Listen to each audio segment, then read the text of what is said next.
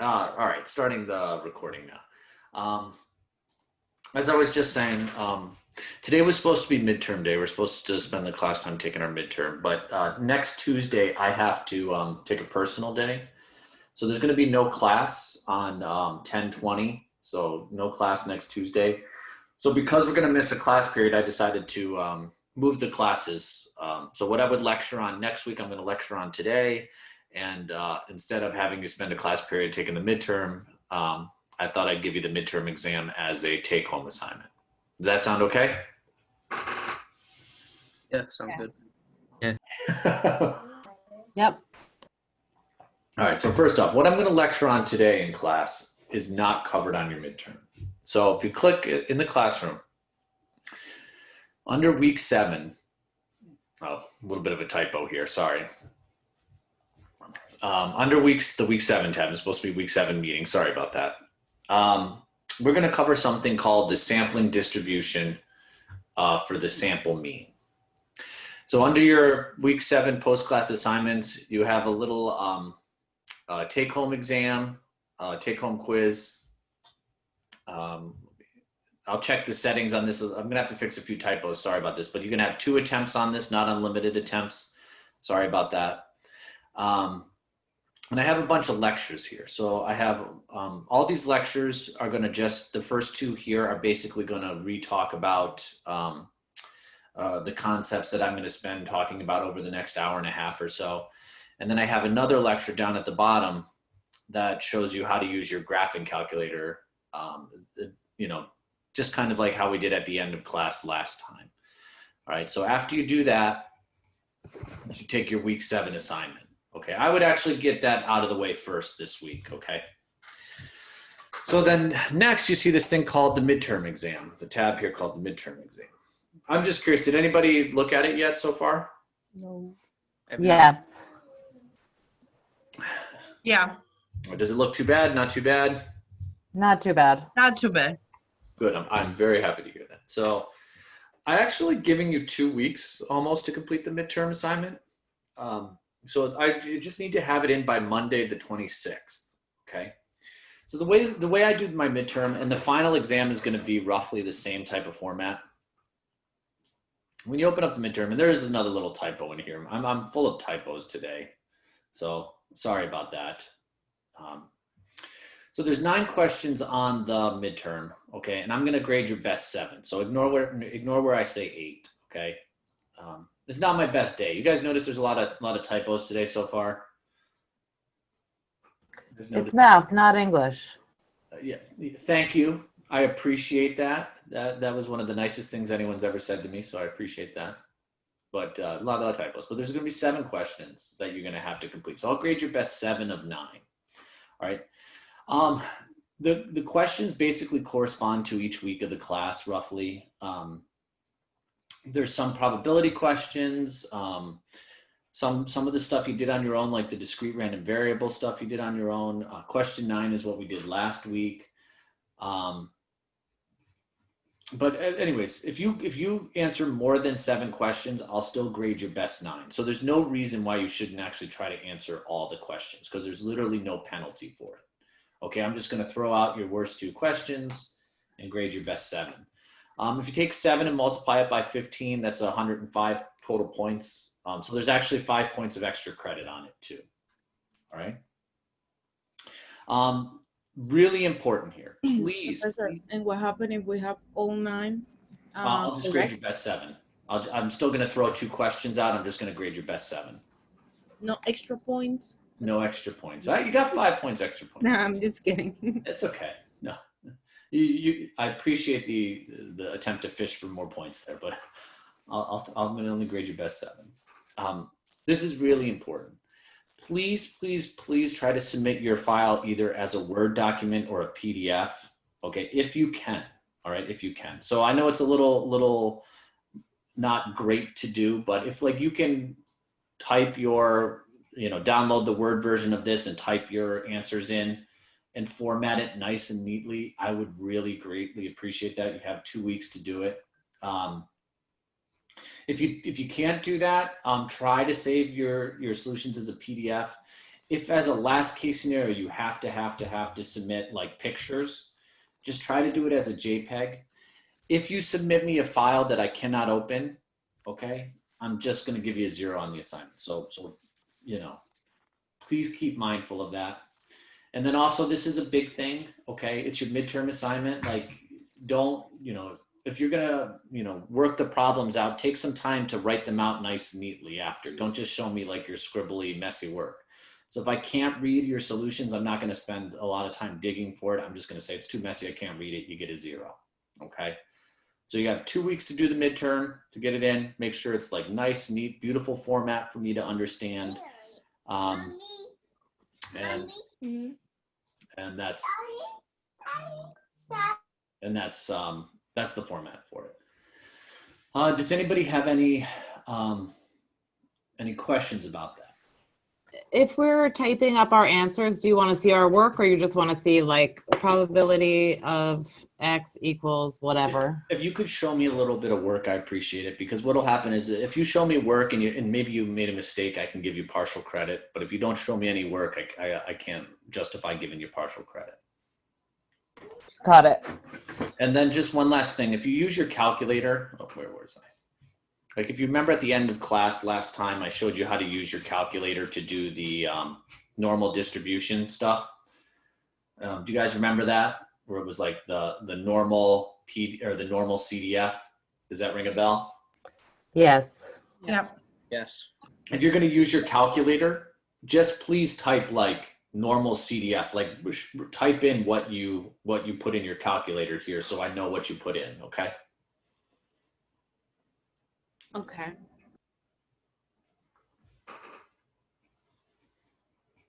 All right. Any other questions?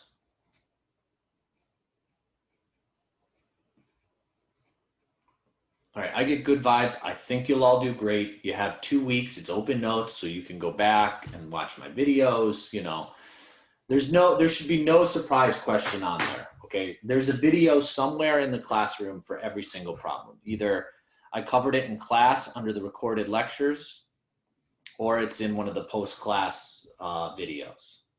Okay. Sound good? Yes. Yep. Okay.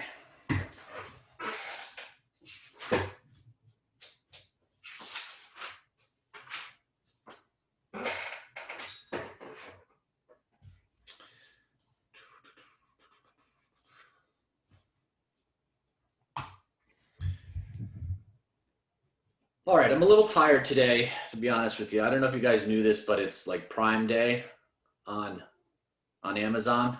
Is anyone paying attention to that? Where they discount a bunch of stuff. You got, you know, like you can get laptops and stuff. So like, I'll just tell you a funny story so that, you know, everyone could laugh a little bit before we start class. So my son woke up, I don't know, like 2 or 3 in the morning last night. And my wife and I couldn't get back to sleep. So we just sat in bed on our phones, you know, looking over the deals on Amazon. So I got myself a new laptop. I just thought I'd share that with everybody. Congratulations. Yeah, such good deals. All right. I always get Lenovo laptops. I always like the Lenovo laptops. They're really good. I used to have one. Mine crapped out before. Are they touchscreens? I do have a touch. I did buy myself. I don't use touch screens, but I did buy myself a touch screen laptop. How do you write on the classes? How do I write on the class? Yes, I was curious about that. Yeah. Can you see my video real quick? Yes. I use one of these. Oh, yes, got it. So it took me a while to get used to it. Right. But I wish I had gotten a bigger one, because you can see it's only the size of my face roughly. So I'm literally like this during class. Right. Right. Yeah, that's cool. I had a professor who wrote on the screen. It was awful. It was awful. Yeah. Well. Terrible. With the mouse. Oh, that's tough. Yeah, Yeah. that's tough. I couldn't do that. Okay. Well, you know, regardless, someday all this will end and everything will get back to normal. You know, hopefully sooner rather than later. Okay. All right. So I want to start class just actually with a quick review. All right, and this is the normal probability distribution.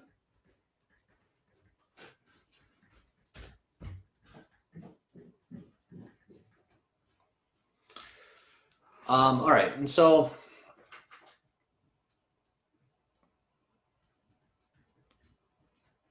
I always like to do this example because I think it's interesting and it's going to help set up our class today a little bit because we're going to come back to this example, okay? So I want to talk about Matt's, that's me, previous car. All right, so I went a couple years ago and I bought myself an SUV just because of the weather, but the car I used to have before this was I had a Sonata. Right, does everyone know the Hyundai Sonata? It's just like it's like a mid-size sedan type deal.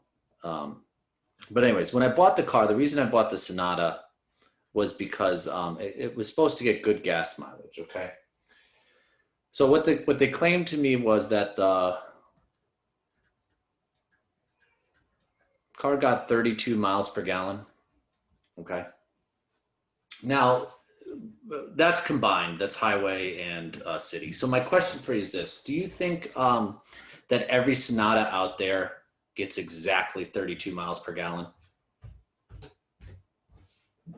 No. No, I mean, there's like so many variables that affect miles per gallon. Fast you drive, weight in the car, things like that.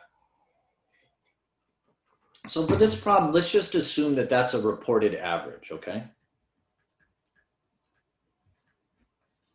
All right. Let's also assume the standard deviation.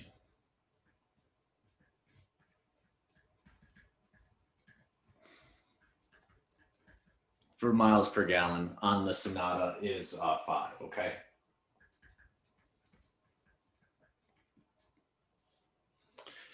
So I'm gonna ask a question that's gonna be a little weird, okay? Would it be unusual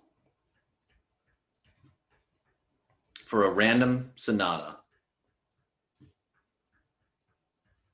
all right, like a random Sonata that I had, okay, to get, let me find it.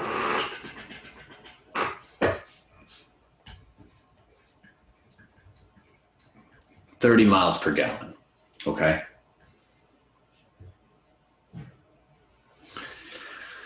So when I ask a question like unusual, we're going to be spending a lot of times in the coming weeks talking about unusual results, okay? And so the way you answer a question, you know, would it be unusual for a Sonata to get 30 miles per gallon? First off, even before I show you how we're going to tackle it in statistics, do you guys think just looking at the mean and standard deviation that it's unusual for a Sonata to get 30 miles per gallon? No, it's not unusual. Okay, why would you say that? I'm just curious. Because it's less than one standard deviation, Yeah. or less than even a half. Yeah, that's exactly right. So in statistics, the way you actually see if things are unusual is what we're going to do is compute the probability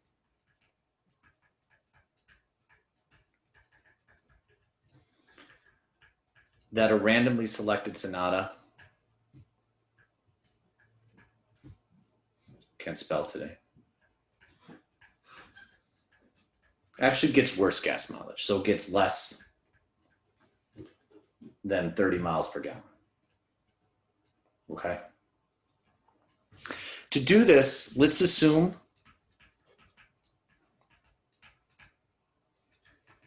that miles per gallon, all right, on the Sonata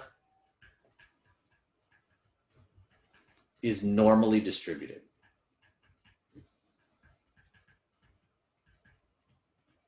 Okay. All right, so when you see this problem, okay, and the reason I'm doing this problem is because a lot of the questions later on in class are going to follow the exact same way, okay? I tell you it's normally distributed. okay? I give you a mean, and I give you a standard deviation, and then I ask you for a probability, okay? This is just a normal curve question.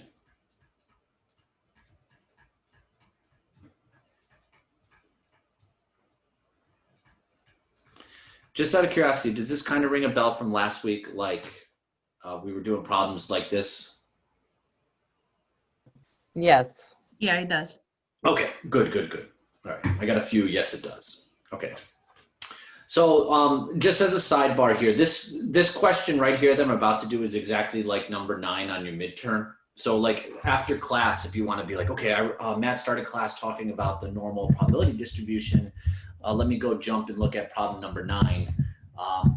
You know, I would kind of like maybe get that out of the way. Just a tip. Okay. All right, so the first thing you do to answer this problem is you define a variable, okay? So I'm going to let X. So remember, this says for a random sonata. So before we select the sonata, we don't know how many miles per gallon it's going to get. So we're going to let X be the miles per gallon on a random sonata. All right, and now I want to find the probability that that sonata gets less than 30 miles per gallon, okay? Does anybody remember from last week, just out of curiosity, what I said really helps me solve these problems? Draw. The draw. The drawing, yeah. And then Gabriel, yeah, then we're gonna go to the calculator after that, yes. But I do find that the drawing helps, okay? So I know it's normally distributed, so its probability density function follows this bell curve, like this. It's centered at the mean, okay? So the mean is 32, and we want to be less than 30, okay? So I'm going to shade into the left, okay? All right, trust me on this. Trust me, just seriously trust me on this.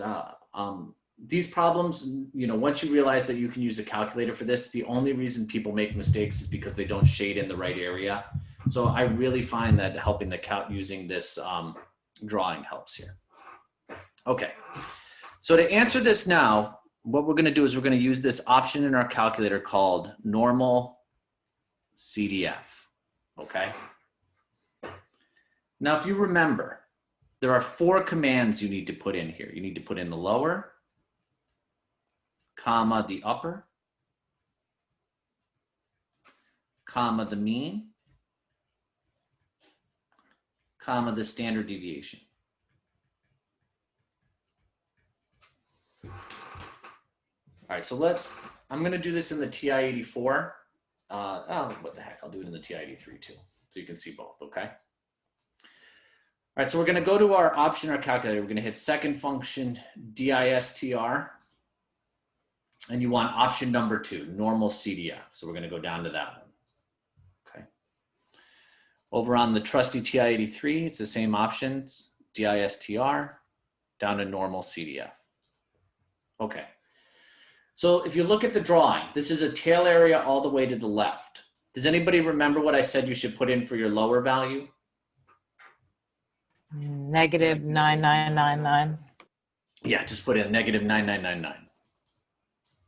Okay, so over here, you're gonna do negative 9999. But over here, you're gonna have to press comma.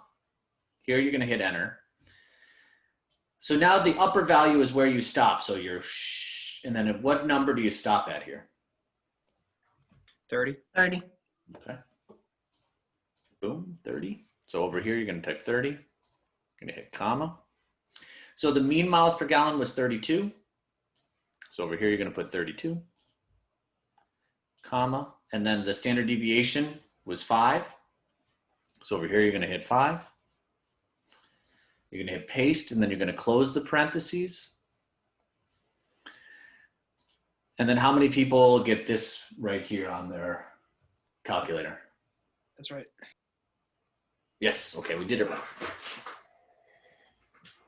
So just going off 4 decimal places, it's 0.3446 roughly. So it was minus 9, 30, 32, and 5 is equal to, not negative. Okay, so before I answer now this question, would it be unusual? When you go to do the problem on your midterm, this is what you have to type in so that I can see, okay? Just this right here for your calculator. And don't forget to include this normal part just so I can see it on there, okay?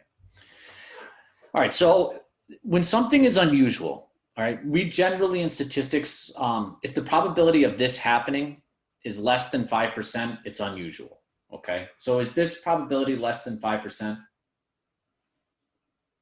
Yes. It's not less No, Never it's mind. 34%. So this is not less than 5%. So it's not unusual for a Sonata to get 30 miles per gallon. Okay.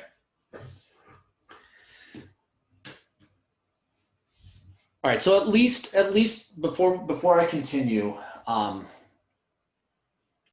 does this at least make sense that as a review you can handle this?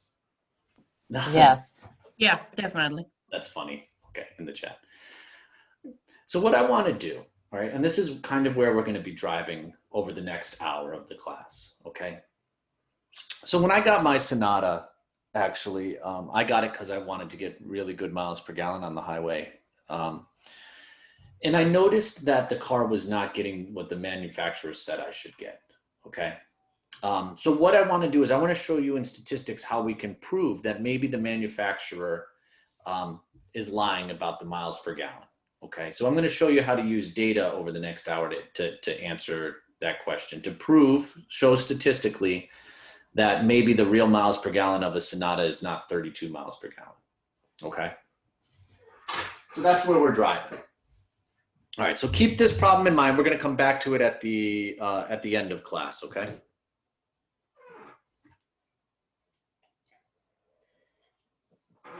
Okay, so today's class now.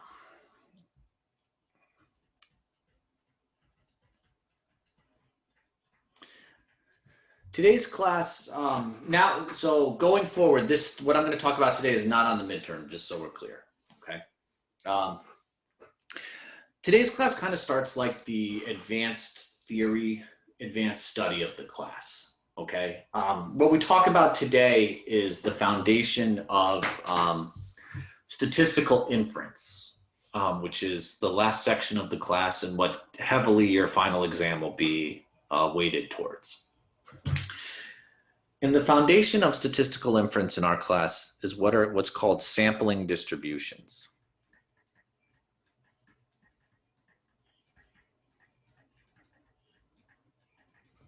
All right, and the key concept of a sampling distribution is that statistics.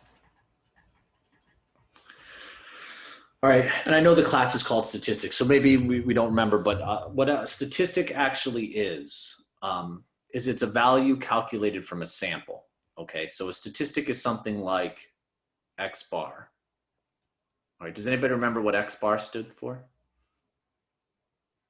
The mean. Yep, it's the sample mean. Yep, it's the mean of a sample. So statistics like X bar have their own distribution.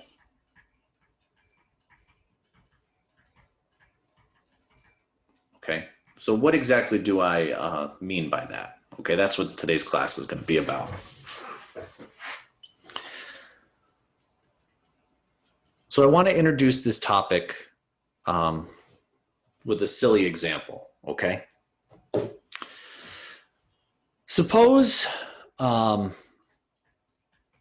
Matt was me, okay, was asked by the college president. Does anyone know who the college president is, by the way? What her name is? No. Dr. Miles? Yep, Dr. Belinda Miles, yep.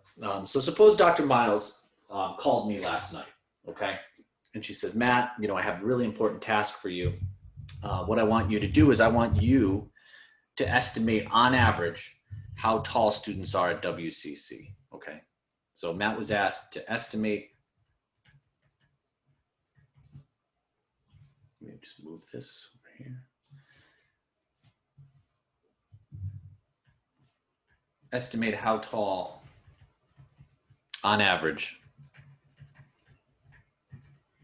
students are at WCC.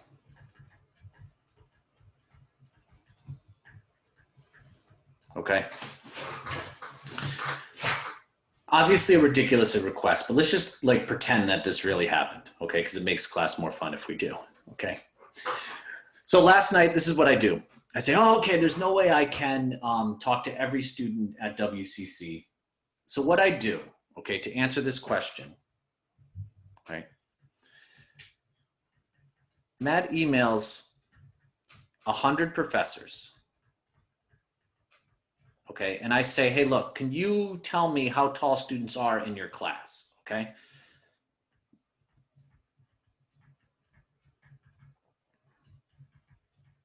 And what I ask them to do is I ask them to report the heights of students in their classes, okay?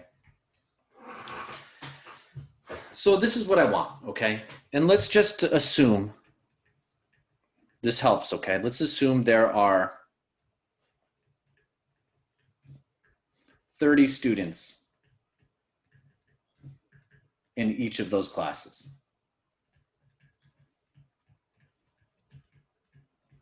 Okay. So what I really wanted to happen was I say, all right, professors, you know, get the height of every student in your class and send me those heights back, okay?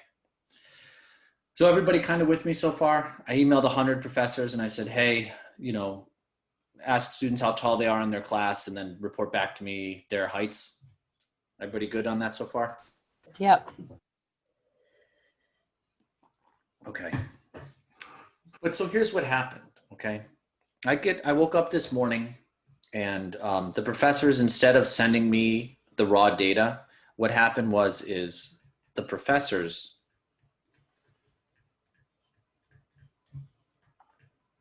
sent back the average in their classrooms. Okay. So let me show you kind of like some of the results, okay? The first class, okay? The first person writes back to me and says, hey, Matt, the average in my class is 5.7 feet, okay? And I'm like, well, shoot, I actually wanted raw data, but fine, you sent me the average. And then now here's the whole point of this stuff. Do you think the average in the next classroom, the average height of students in the next professor's classroom is going to be exactly the same? No. It's not, right? Would we expect the average in all the classrooms, you know, to really be the same at all? No.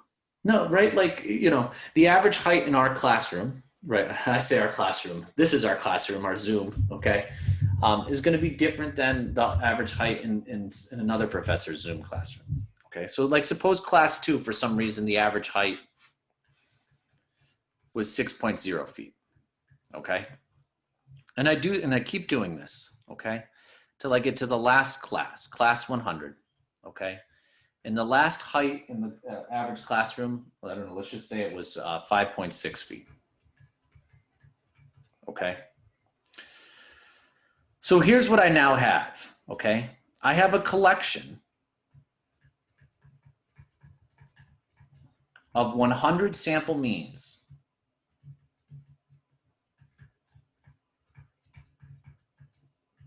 Okay. And now just one last question. How many students were in each classroom? 30. Okay. So each sample mean is of size 30.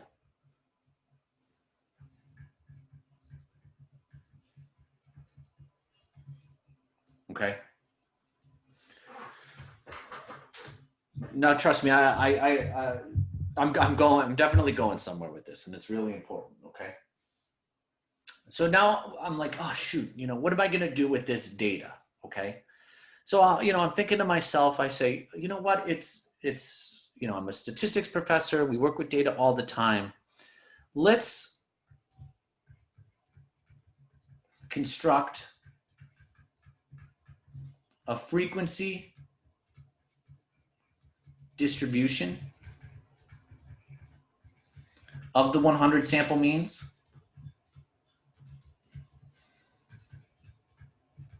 Okay. And let's talk about what we see.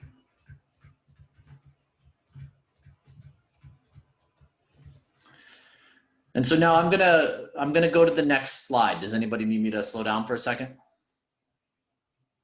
Yes, please. Yeah, just a sec, please. Yeah, of course, of course.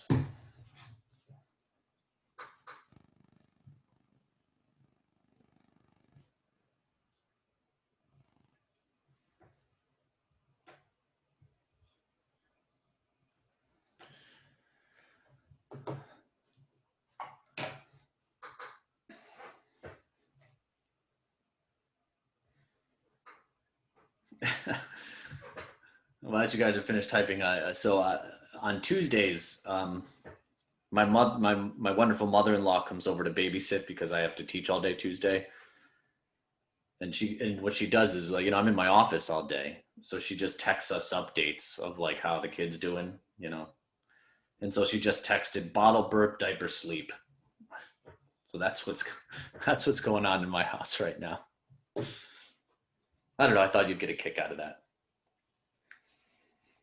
It's adorable. All right. Is everybody okay if I move on? Yeah, thank you. Yeah, no problem. If only life was that easy. Yeah, trust me. Okay. So, I made up this, this is real. I didn't make up this data. So let me show you what the data looks like. So what I did was I summarize the 100 sample means into a frequency distribution.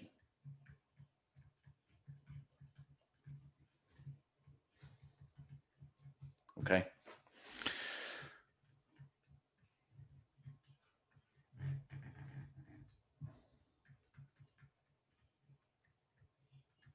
So let's just suppose that I rounded off every average I got, okay? And all the averages, the average heights in the classroom fit into these categories, okay? Some classrooms, the average height was 5.5 feet tall. Some classrooms, the average height was 5.6 feet, 5.7 feet, 5.8 feet, 5.9 feet.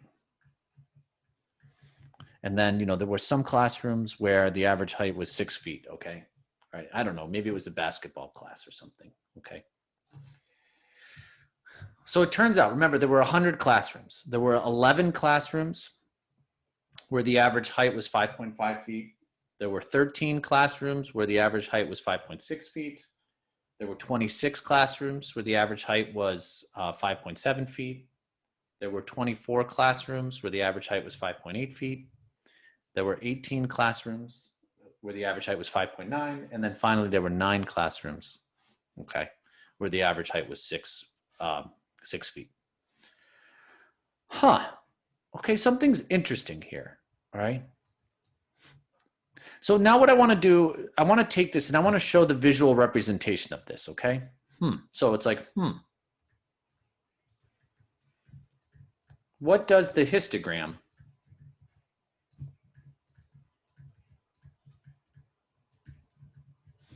for this distribution look like?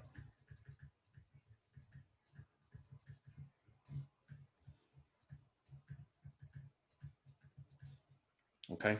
I'm just curious, does anybody see the pattern of what this histogram is going to look like?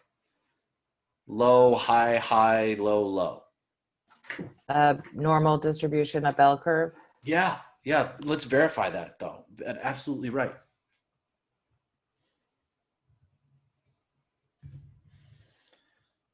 So a histogram here, what we're going to do, along the horizontal axis is going to be our X bars, which is the average height per classroom. And the vertical axis is going to get the frequency. So there's 6 classes, so it's going to be 5.5 feet, 5.6 feet, 5.7 feet will be the next bar, 5.8, 5.9, and then 6.0 feet. And then I'll go by every 5. 5, 10, 15, 20, 25, and then 30. Okay, so 11 classrooms had an average height of 5.5. Let's draw this up to about 11.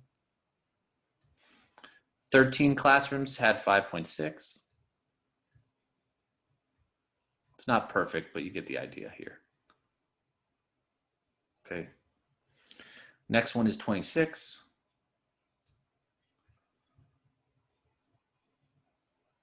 Then 24.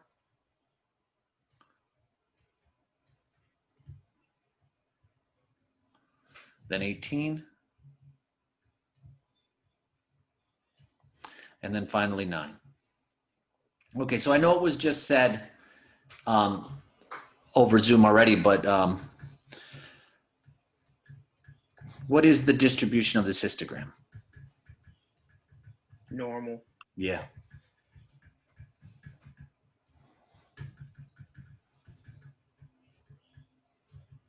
Yeah, if I'm just going to superimpose on top of it a bell curve. And it's not perfect, doesn't fit it perfectly, but it's pretty darn close, okay? Looks like a normal distribution.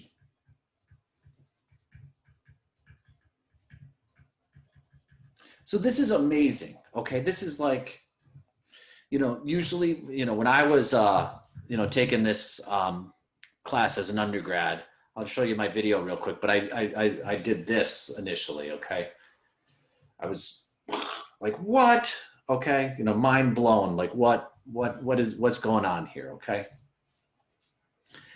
And so remember that X bar is a statistic, right? Like there's a formula behind it. And what we're saying here is that statistics of themselves have their own distribution, okay?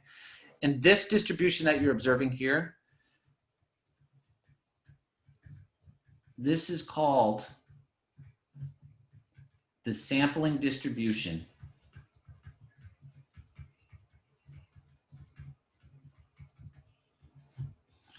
of the sample mean.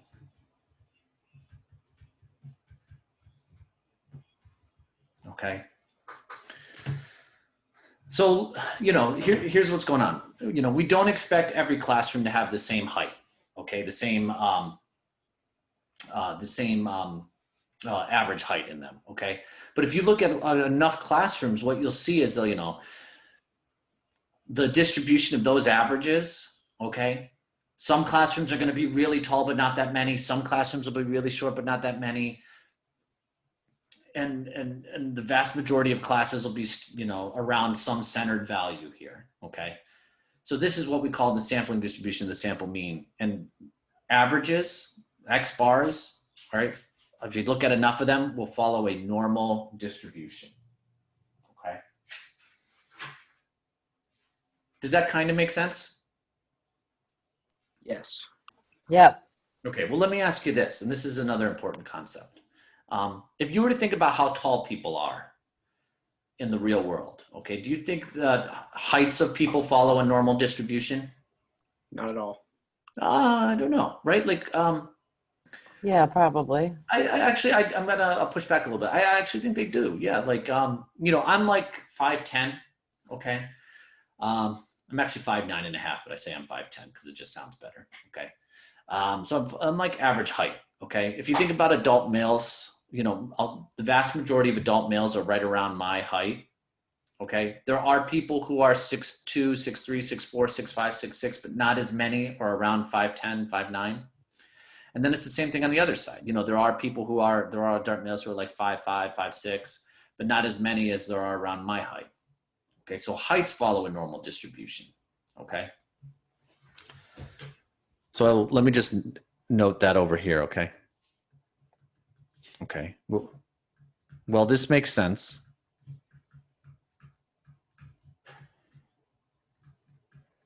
As heights are normally distributed.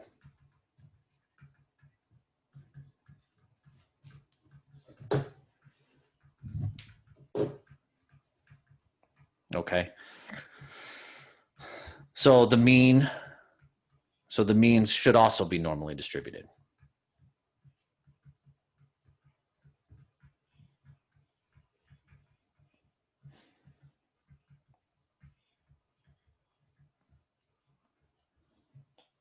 Well, so I'm going to ask you a question next. So like, well, what happens if we take a distribution that is not normally distributed? Okay. So is anybody okay if I move on to the next slide? Yes. Anybody else? Everybody okay? Yep. Yep. Okay.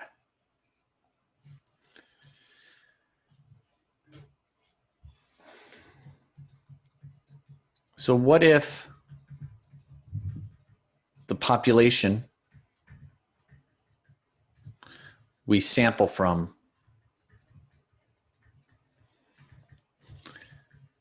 is not normally distributed? Okay. I don't know if I've talked about this in class, but I'm somewhat of a sports fan. Have I told you guys that? So I'm a big baseball fan, but what's the best sport on television right now?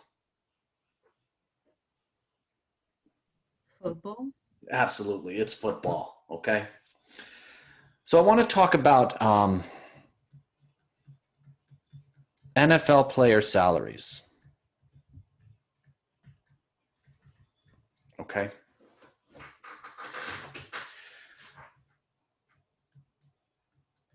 So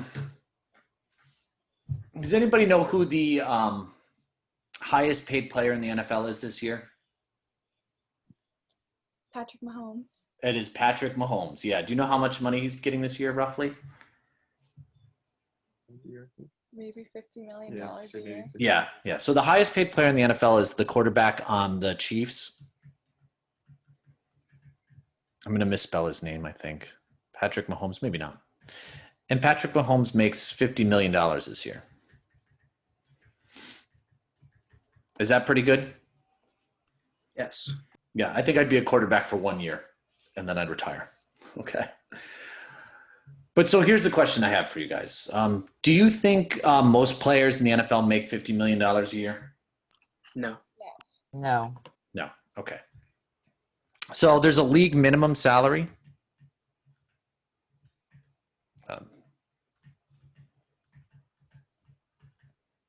I think it's roughly about $500,000 a year. Okay.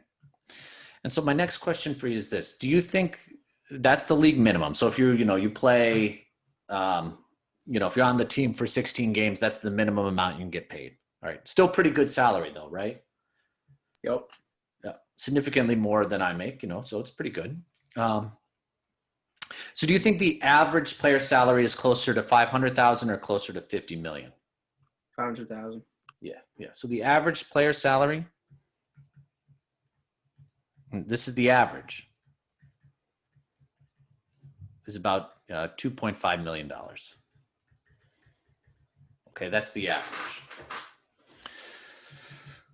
So the whole reason I'm doing this is, what does the distribution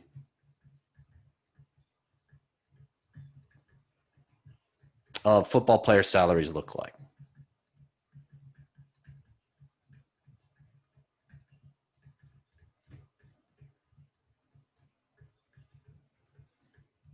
Do you think football player salaries are normally distributed or distributed some other way? If you look at all the player salaries in the NFL. Some other way. They're probably skewed Oh, to the cheaper salaries. okay. Yep. So what you're hitting at here is that there's more players make closer to 500,000 than 50 million. So there's going to be skewed. So let me show you what the distribution looks like. Okay, roughly. Okay, so here's X. This is going to be the salary. All right, and here's going to be roughly like the frequency. Here's the minimum salary, 500,000. Here's the average salary. Okay, and then here's Patrick Mahomes, okay? What a lucky guy. He won the lottery, basically. So it turns out the vast majority of players in the NFL make less than the average, okay? So the average is 2.5 million because it gets skewed by like the high-paid quarterbacks of the league, okay? So if you were to look at the distribution of salaries, it would look something like this.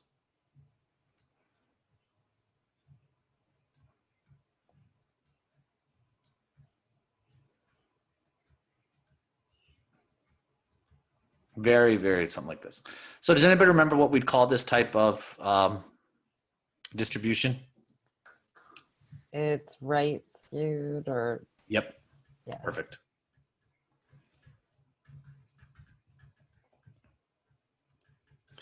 All right, so now what I want to do, okay, is I want to replicate this experiment, okay, going back here, okay?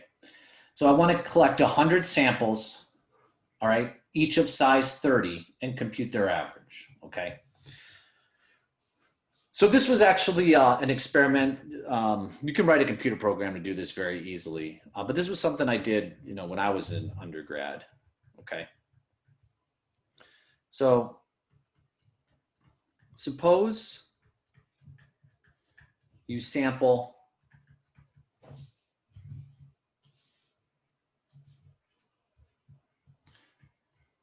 30 NFL players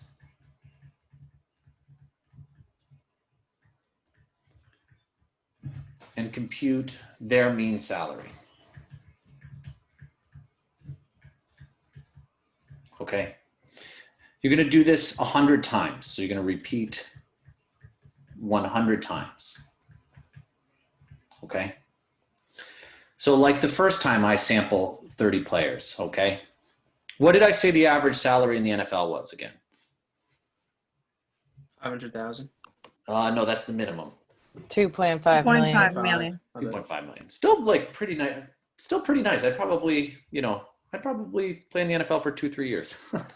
You should do the average life expectancy next. After of that, oh yeah, let's. Yeah, I don't want to comment on that. I know. I'll never let my son play football, but anyways, I still watch it. Anyways, so the first time I take it, X bar 1, the average of those 30 player salaries comes back to be 2.25 million. Okay, if I sample another 30 players, okay, do you think I'll get exactly the same average? I think probably not. You know, I'll probably get something like, 2.75 million. Okay, and I would keep doing this, okay, till I got to my 100th sample mean. And suppose that 100 sample mean comes back to be something like exactly 2.5 million. So I have 100 sample means, okay, so what does the distribution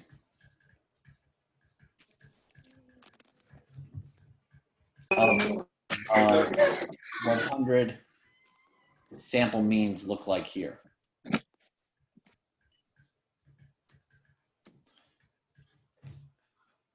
So this is what's really crazy, and this is what's awesome about this section here. If you look back here, okay, heights are normally distributed, so it made sense that their averages would be normally distributed, okay?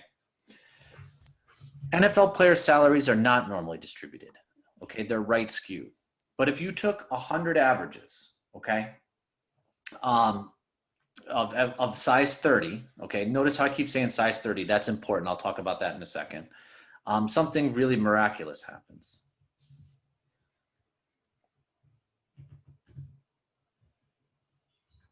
So these are the X bar here, okay? What this is this is the sample means of NFL player salaries.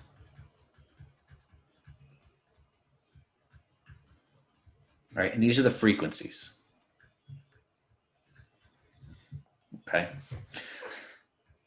So the average salary was 2.5 million. Okay, if you did the histogram of these 100-player salaries, this is what you would see.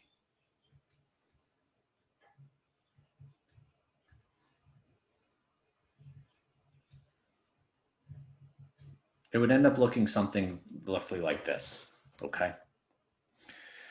What does this distribution look like? Normal. Normal. Yeah, yeah. So the distribution is also normally distributed.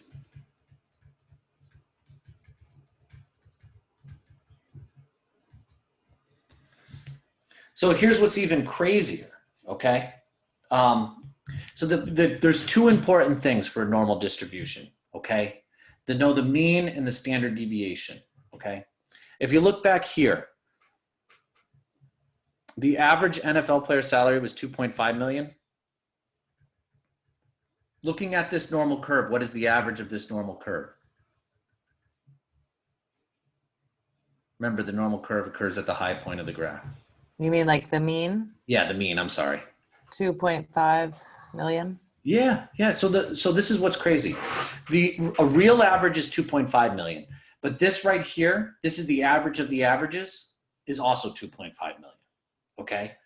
All that happened here is we took a non-normal distribution, and then if we take samples of size 30 of their and then compute their averages, the averages, all right, even from a non-normal distribution, will be normally distributed. Okay. So no matter what, if you're looking at the distribution of averages, even if the underlying population is normally distributed or the underlying population is not normally distributed, the distributions of the mean will always, always, always be normally distributed. Okay, does this kind of make sense a little bit? Yes. If you were to take out like the statistical outliers from like say the 50 million, would it be more normal or it still would be skewed one direction? So from the population, there's enough outliers where it will always be skewed here. You'd have to take out like literally everything, past this point here. But even leaving in the outliers, okay, the distribution of the averages will still be normal, even with the outliers. So let me kind of like explain why. So like what a mean does is it finds the center of data. So suppose you take a sample mean, okay, and you actually get Patrick Mahomes, okay? He's going to pull the average, okay? So that's why sometimes the averages will be higher than the real average because you sampled Patrick Mahomes. But there's only one Patrick Mahomes, so you're not going to do that very often. So most of the time you compute an average, you're not going to be sampling crazy outliers. So you're going to be in here. Sometimes when you take a sample, you're not going to get any outliers. So your mean will be less than the real mean. And that's why it'll be over here. But the whole point of this is like most of the time you take a mean, you're going to get close to the real mean. Does that help explain your question a little bit? Yes, thank you. Okay. So let me just give one theorem, okay? And then we'll take our break, all right?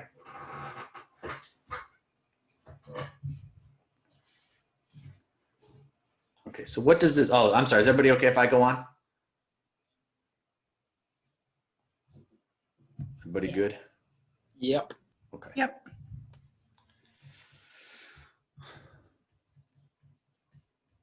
All right, so what does this all mean?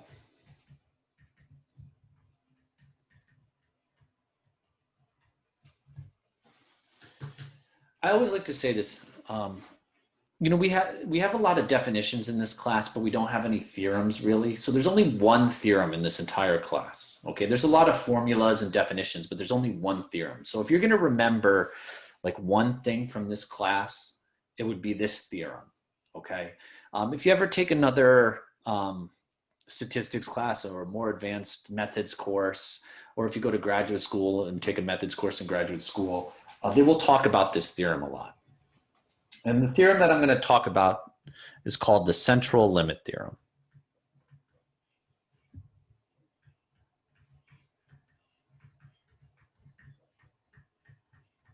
okay? And the central limit theorem, ooh, that was a terrible straight line, okay, is the foundation of our advanced study in this class, okay? And it goes like this. Regardless of the shape of the population, and what I mean by the shape of the population is the population distribution.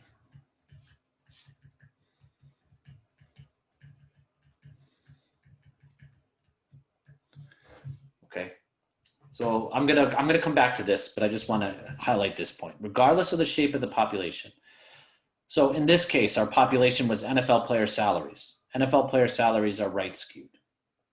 Here, our population is just adults, the heights of adults. Okay, that's normally distributed. So it doesn't matter if it's normally distributed or right skewed.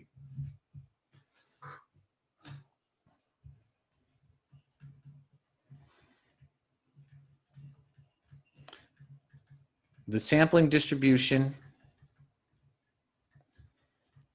of X bar, okay, the sample mean,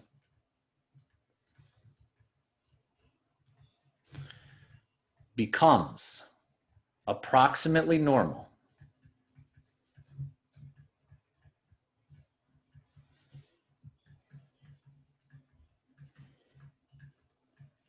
approximately normally distributed as the sample size increases. Okay. And all it takes is, as long as the sample size of your sample means are greater than or equal to 30, the sampling distribution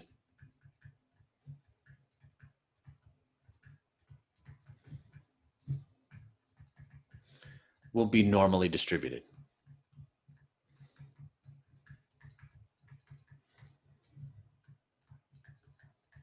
Okay, we'll follow this bell curve.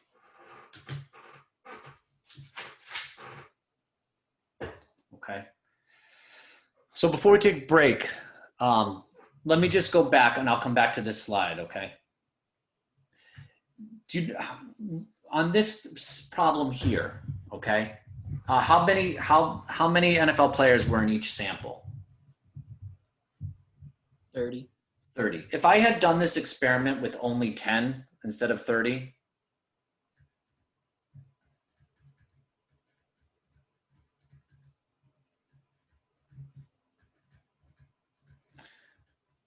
my histogram of the sample means might have looked like this.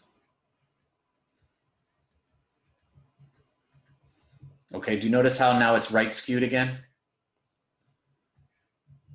So you have to get, if the underlying population is not normally distributed, you have to get to at least 30. And then when you get to at least 30 in each sample, boom, you'll get this beautiful bell curve, okay?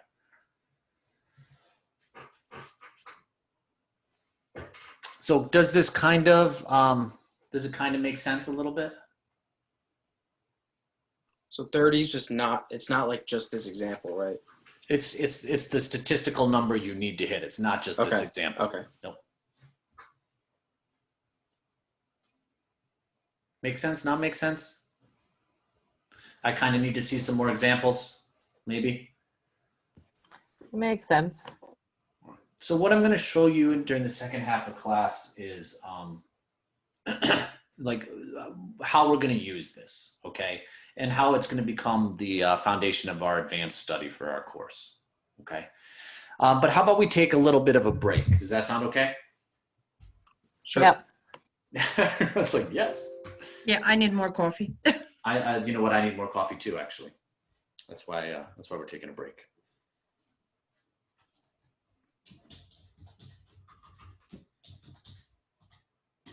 Let's start back at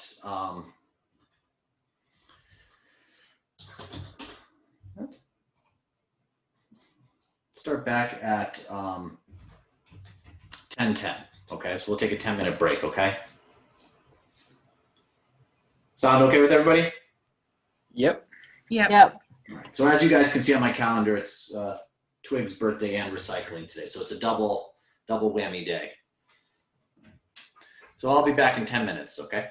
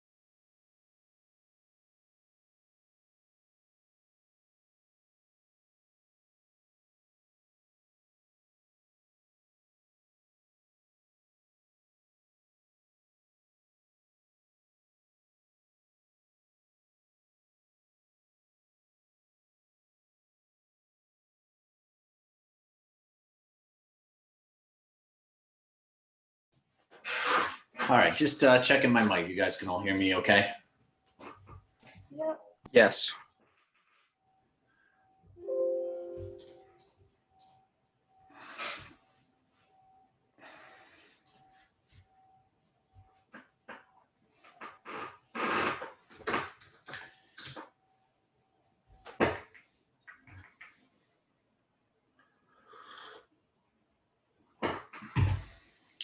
Anybody else refill their coffee?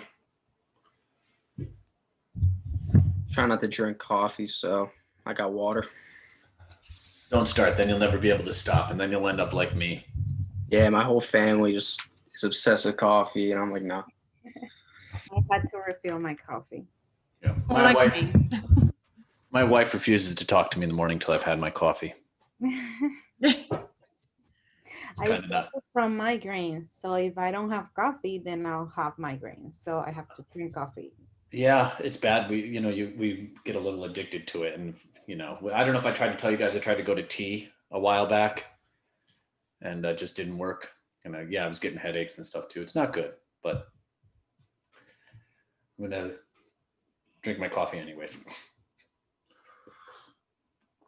Okay, let's finish up for the morning. So let me just say one actually last thing first before I do this. So I have one more definition, and then I'm going to do examples. But if you go back to the classroom under post-class requirements, my lectures that I have here kind of introduce this stuff again because I'm not going to be able to do too many examples in class. This lecture 2 shows you how to do the problems. Do you guys remember I showed you how to read that statistical table last week? Yes. Yeah. So like this one here, let me just, we'll show you, trying to find it. We'll show you how to like read if it's in there, the statistical table to find it. But for your homework and stuff, I would use, I've rewatched this video because what this video is going to do here is it's just going to work a bunch of examples using your graphing calculator, which is how I'm going to continue with the rest of class because I personally think the graphing calculator is a lot easier than the statistical table from last week. You guys agree? Yeah. Yeah. So watch this, and then when you do your homework, when you take your homework, it's going to be a little bit different. There's going to be these multiple choices. Some of the stuff's not showing up on mine, but if you use your calculator and you get in there they go. If you use your calculator and you get an error get a value that's a little different than the answer, just use the one that's closest. Pick the one that's closest to your calculator. Okay. So like, for example, I'm not saying this is the right answer, but say the right answer was like 0.8801, and you see how this says 0.8708, you would select that one. Okay. All right. Make sense? Sounds good. Okay. All right, so let's finish up then for today.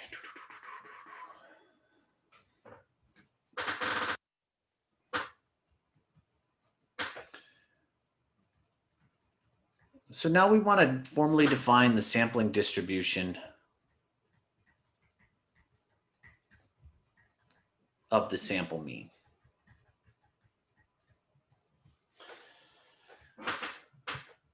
And just recall, all right, when you have a normal distribution,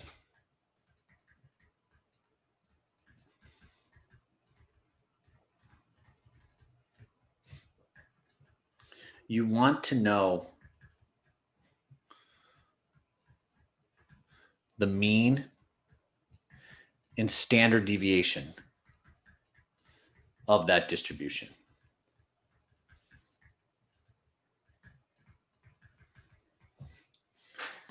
All right, so like going back here, this distribution here, this one right here has a mean, okay? Not only does it have a mean, okay, but it has a standard deviation. This distribution here, okay, this distribution has a mean and a standard deviation. So what exactly are those, okay? So let me give you the definition for it and I'll try to explain them, okay? So suppose a simple random sample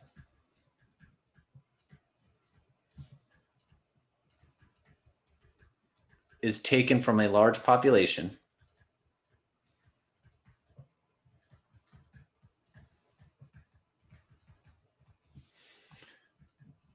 with mean mu. So whatever it has an average, okay, and standard deviation sigma.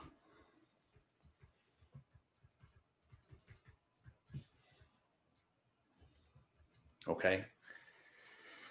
So like, let me give you let me just put some numbers to this, okay? Just so we're clear. All right. I'm going to go to another slide and then I'm going to come back. Okay.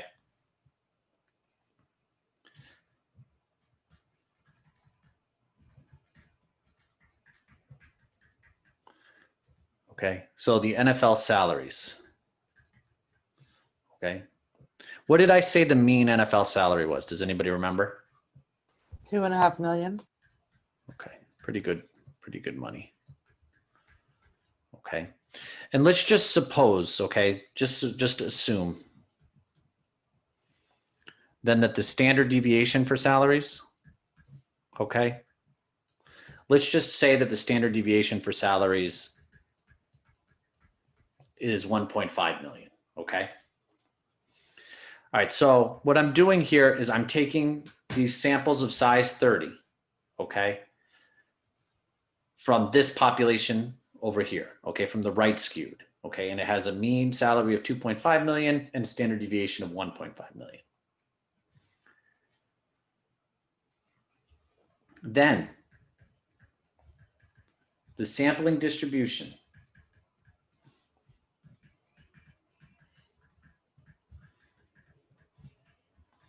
of the sample mean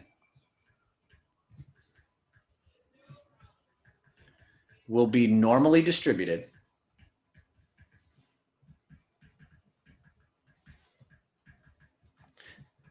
okay, provided n is greater than or equal to 30. Okay, so as long as the sample size is greater than or equal to 30 or the population is normally distributed.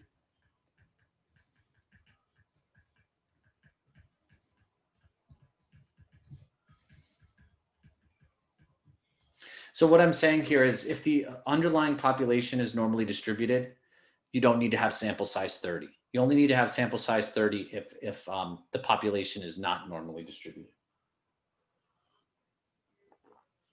So the sampling distribution of the sampling will be normally distributed with. So it will have a mean and it'll have a standard deviation. Okay, the mean we denote as mu subscripted x bar. So it's the average of the averages. Okay. If you look back here, the average of this distribution was the same as the population mean. So the average of the averages should be whatever the population mean is. Okay. This is a saying that I love about statistics. Statistics is all about being right on average, okay? So when you take a sample, sometimes you'll get a mean that's above the actual mean, sometimes you'll get a mean that's below the actual mean, but on average, you gotta be right. That's the whole point of statistics. On average, you're right. Okay, the standard deviation is a little bit more complicated, but not much. We denote it as sigma x bar. And let me just try to explain what the standard deviation is here for this distribution. Is everybody okay if I go to the next slide again? I just want to kind of explain this. Yeah, sure. Okay. All right, so remember, this is the real population mean, okay?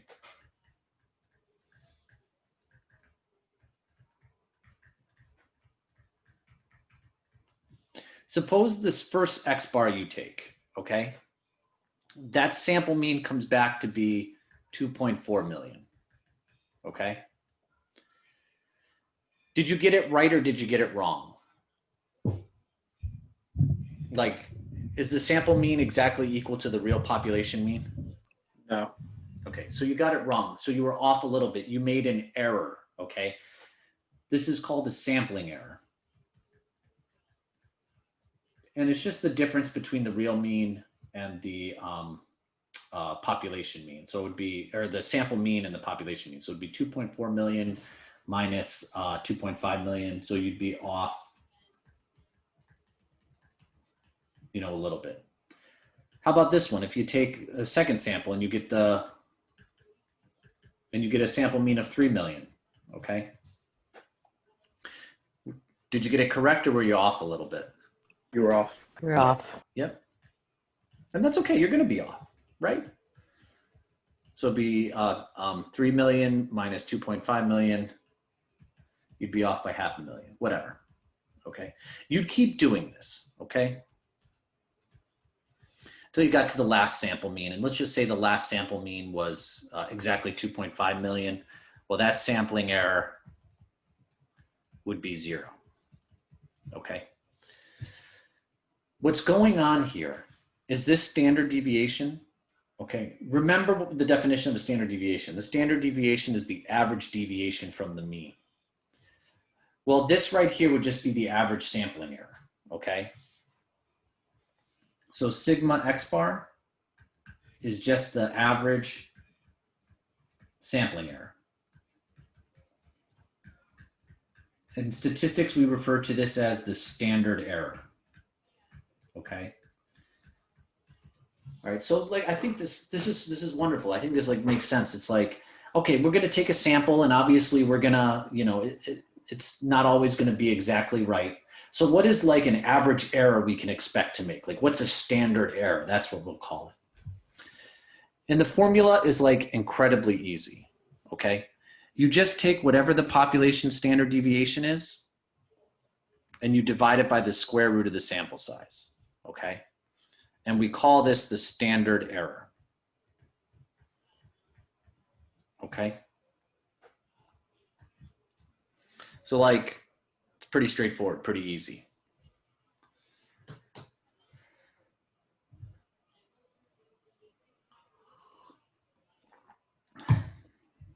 Is everybody okay if I move on from this?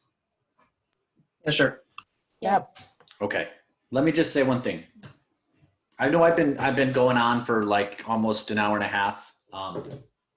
But the important things, like the crazy important things from class today, all right? The distribution of the sample mean, okay? It's going to be normally distributed as long as either A, the sample size is greater than or equal to 30, or the underlying population is normally distributed, okay? Once you know that, the sampling distribution of those sample means will have a mean itself, so an average of the averages equal to the population average, and it'll have a standard deviation, which we call the standard error, the average sampling error you'll make. And you just take the population standard deviation and divide it by the square root of n, okay? All right, you guys ready now to see an example like how you'll use this? Yes. I hope so. Okay. All right. So let's go back. All right.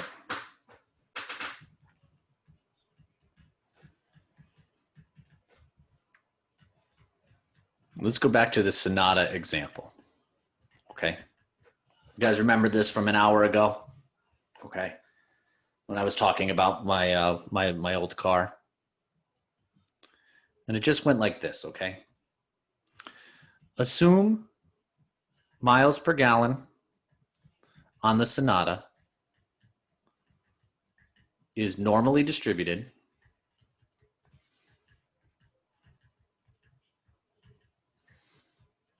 with, what did I say the mean was? 32. 32 miles per gallon, yep. And the standard deviation for miles per gallon? 5. Thank you.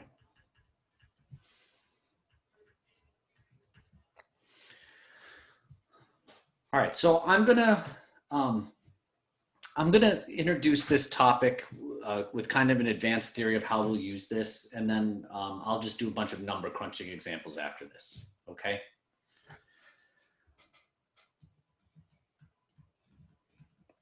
Suppose Matt believes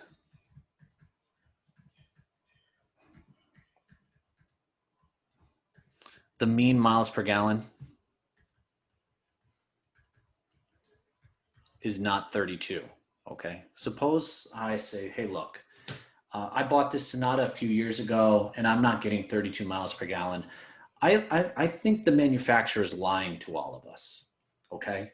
I think they're when I say I think they're lying, what do you think I'm implying? Do I think that the mean miles per gallon is higher or lower than 32? Lower. Lower. Okay, right. I'm like, Hyundai, you liars. I say that, but then I bought another Hyundai. I actually really like them. But anyways, I'm like, you liars. So what you don't want to do, if I want to prove that they're a liar, I don't just want to take my car in, okay? I just don't want to take my car in and say, hey, I'm not getting 32 miles per gallon. Because like how we started class, you know, it's not unusual for my car to get something like 30 miles per gallon. They'll be like, hey, look, you know, that's just the average. You're just getting lower than the average. Not a big deal, okay? So if you want to prove something with data, you actually take a sample, okay? So suppose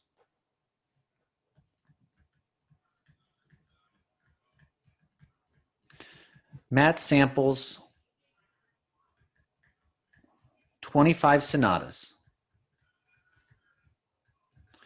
and finds the mean from those 25 Sonatas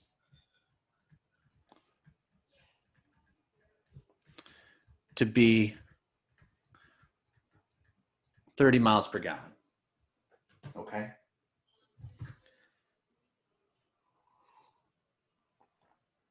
Is this result unusual?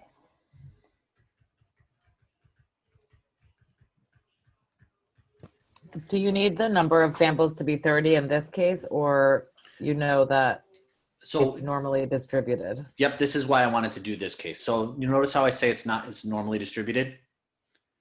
So you don't need 30 here, okay? Because the underlying population is normally distributed, okay? Make sense? Yes, thank you. No problem. Okay. So I want to find out if this result is unusual, and then I want to talk about what happens if indeed the result is unusual. So I'm going to put the context, I'm going to put this problem into the context of a question that I would ask on your homework or something, okay? Or on your final exam even. And the question, rephrasing this, it's what's the probability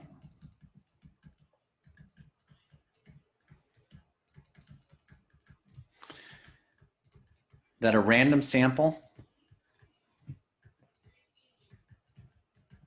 of 25 Sonatas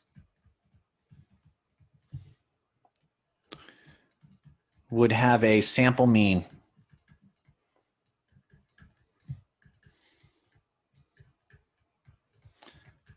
less than 30 miles per gallon. Okay. So this gets a little tricky, okay? But even before I begin, does this question seem, and I'm going to go real quick, so I'm going to come back to this if you're still typing. Does this question that I have here seem a lot like this question right here? Yeah. Okay, but there's a subtle difference though, right? Like I computed the probability that one Sonata, okay, had got less than 30 miles per gallon, right? So the subtle difference in this problem is I want to compute the probability that a sample of 25 Sonatas, okay, has a sample mean less than 30. All right, so I'm asking a probability about the sample mean. So I'm going to start like this. Before I take the sample of the 25 Sonatas, do I know what the sample mean would be? like before I call the 25 Sonatas owners, do I know exactly what their what my average gas mileage would be? No. No. Yeah, absolutely. There's no way I would know, right? Like, I'm going to call 25 people up at random, be like, "Hey, what does your Sonata get? What does your Sonata get?" You know, and then I'm not going to know. So I'm going to define a variable. I'm going to let X bar be equal to the sample mean miles per gallon of 25 Sonatas. All right. This is now defining it this way. This is a random variable. Okay, so even though it's denoted as X bar, the outcome is a random variable. And I want to find the probability that X bar, this sample mean, is less than what? 30. Boom, you got it. Okay, so now how the heck are we going to answer that? So let me go back a little bit. Notice how it's a probability that X bar is less than 30. And I started the class with what's the probability that X is less than 30? So there's a subtle difference, okay?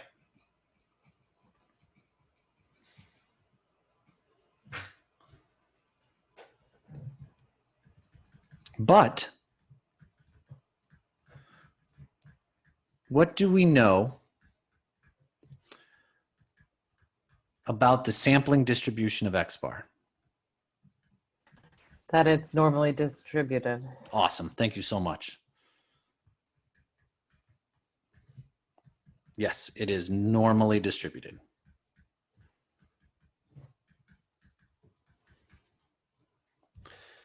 So when something is normally distributed, you need to find mu sub X bar and sigma sub X bar.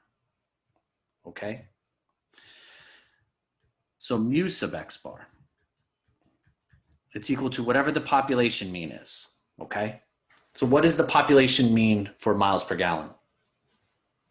What does Hyundai say we should get on average? 32.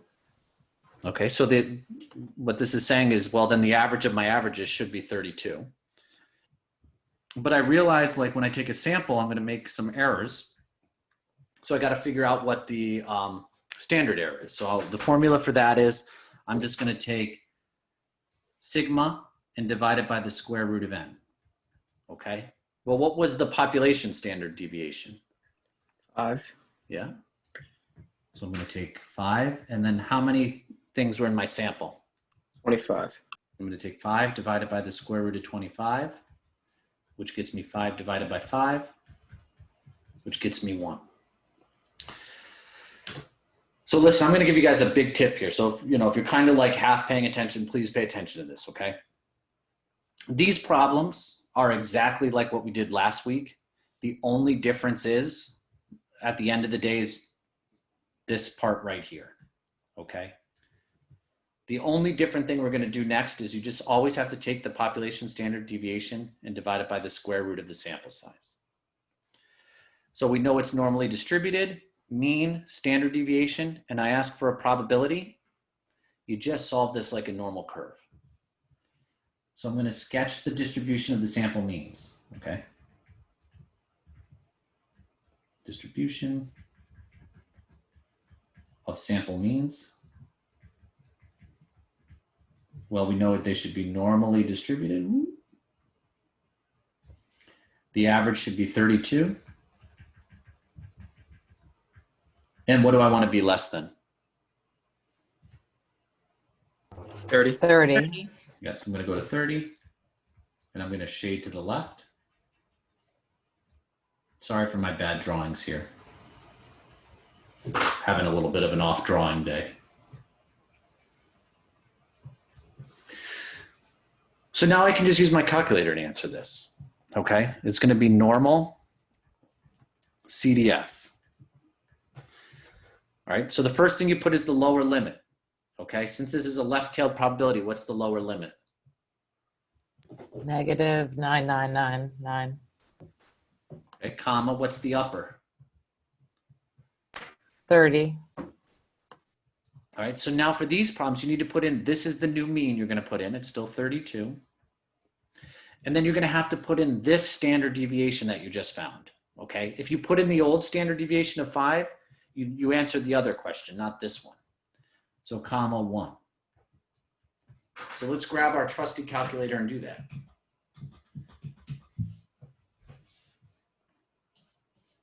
And I'll give you, actually, I'm sorry, I probably went too fast. I'll give you a second to copy that.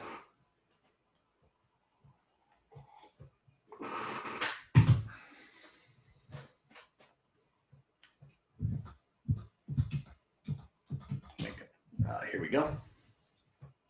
So second function distribution, normal CDF, lower -99999, upper 30, mean 32, but the standard deviation is now 1. So if you have the TI-83, you had to plug this in, okay? So honestly, like this is what I'm saying. The only difference between last week and this week, and what I unfortunately had to take an hour and a half to explain, was that the standard deviation is just divided by the square root of the sample size. And how many people get this on their calculator?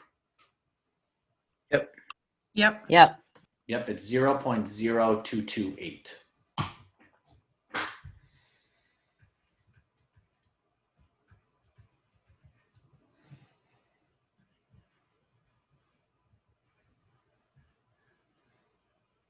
Okay, so that's the probability. So remember what I said? I said, is it unusual? So what does the probability have to be less than to be unusual? 5%.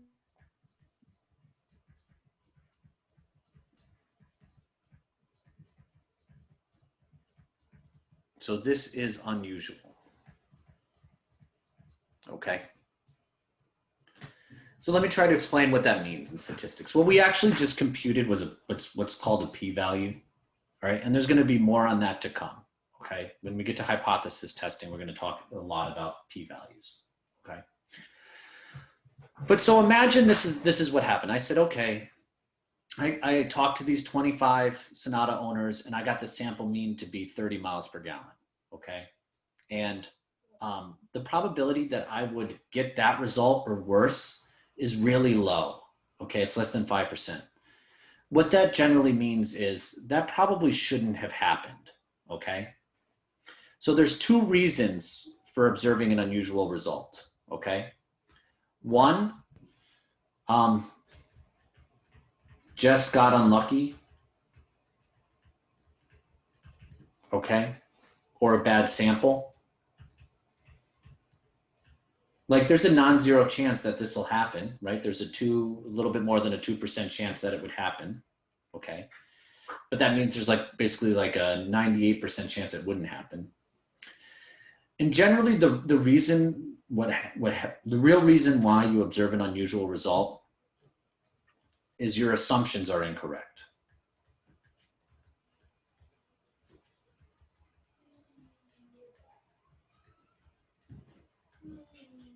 Okay. Does anybody know what 2 assumptions we made for this problem?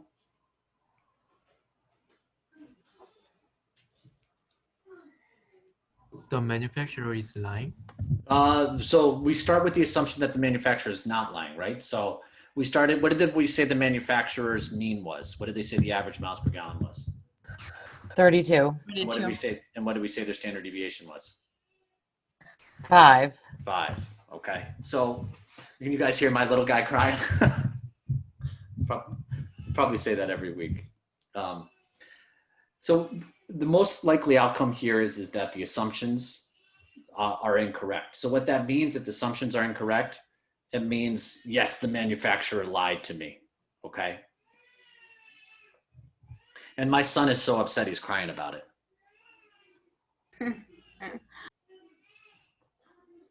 Okay. But let me ask you this. Does at least this part make sense right here? Yep. Yeah, Yes. it does. Okay. All right, poor guy. We got 10 minutes left. I'm just going to do one last quick example that's a lot like your homework, okay? Is everybody okay if I go on? Yeah, Yes, sure. please.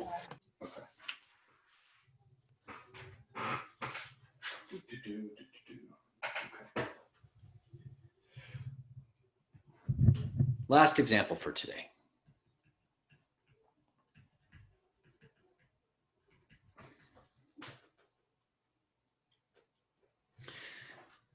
So here's the problem. According to the website Street Easy, has anybody ever heard of that website, by the way? I've not. No. Nope. Okay. So Street Easy is the website that's most used for finding real estate in New York City. Like you would think you'd use like Zillow or Realtor.com, but actually Street Easy. Oh my gosh, Will, poor guy. Can you guys hear him? Is that a curiosity? Yes. Yeah. Yeah. He is unhappy right now. I am so sorry.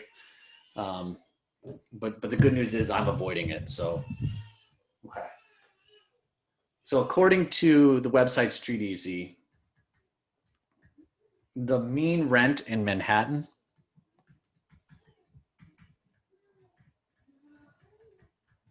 is $2,600, okay, for a one-bedroom apartment.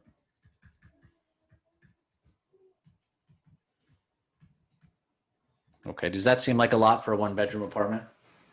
Absolutely. Yeah. Actually, it seems cheap for New York City Seems prices, cheap, though. yeah. Yeah. I was you about gotta- to say that. The thing about that is this is talking about all of Manhattan, right? So like Midtown, Upper East Side, Upper West Side, like that's a little expensive. I'm sorry, I can't help it when my son goes by like that. But like if you He still can talk, so it's okay to cry. yes. But like this includes like places like Inwood or Washington Heights are put into this rent to bring it down. So we'll just keep it, it's still a lot of money. Like for example, that's more than my mortgage payment without taxes. So it's still like a lot of money. Let's next assume that the standard deviation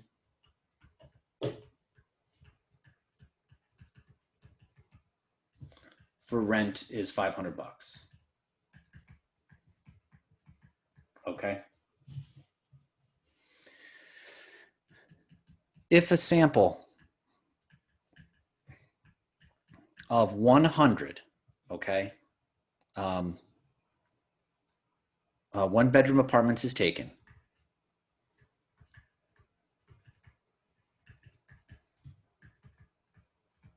actually, let me change this a little bit. I'm sorry. It's 2631. Sorry about that. 2631. Sorry about that. So if a sample of 100 one-bedroom apartments is taken, what is the probability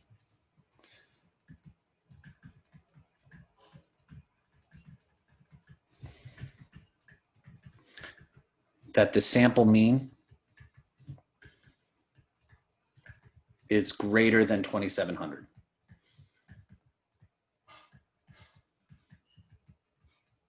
Okay.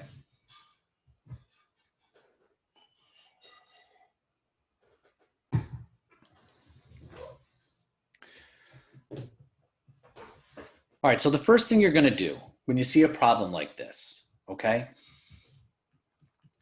you're going to first describe the sampling distribution of X bar.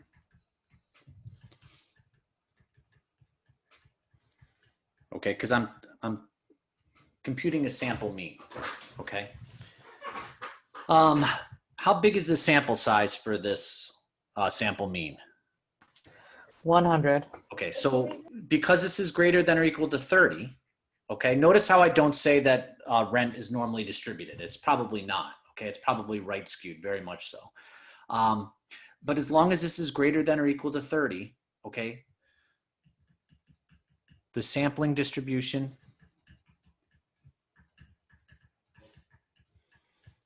of X bar will be normal, will be normally distributed with mean, which we denote as mu sub X bar. And that's always going to be equal to the population mean. And the population mean is 2631, okay? The standard error, we denote sigma sub X bar is you take the population standard deviation divided by the square root of n.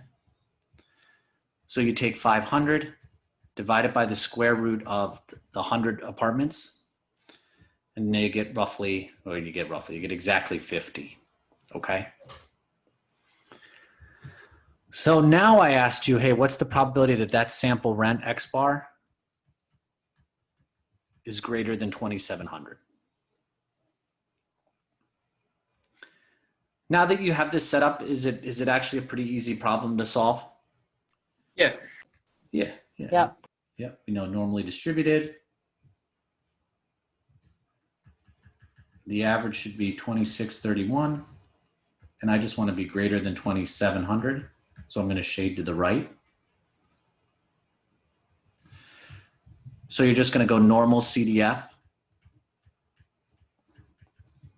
Okay, but here, now be careful. What's my lower value? 2,700. Yeah. And what's my upper going to be? 9,999. 9999. And then the mean is this 2631. And the standard deviation, we're going to put in that value of 50.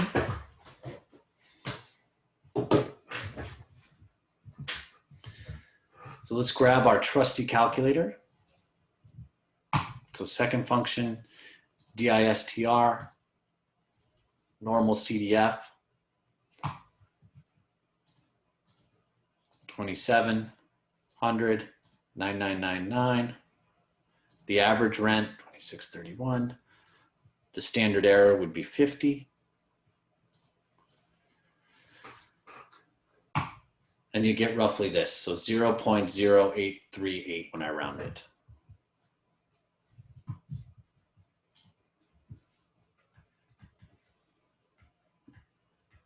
And that's our answer.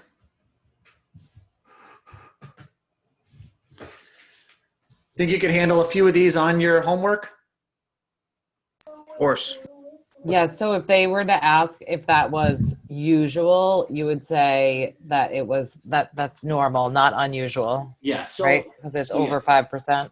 So let me just say one thing. On your homework, I'm not going to ask the unusual or usual. The only reason I like to do it in lectures because it kind of like shows you how this is useful. But your homework questions are literally just going to be like this, okay?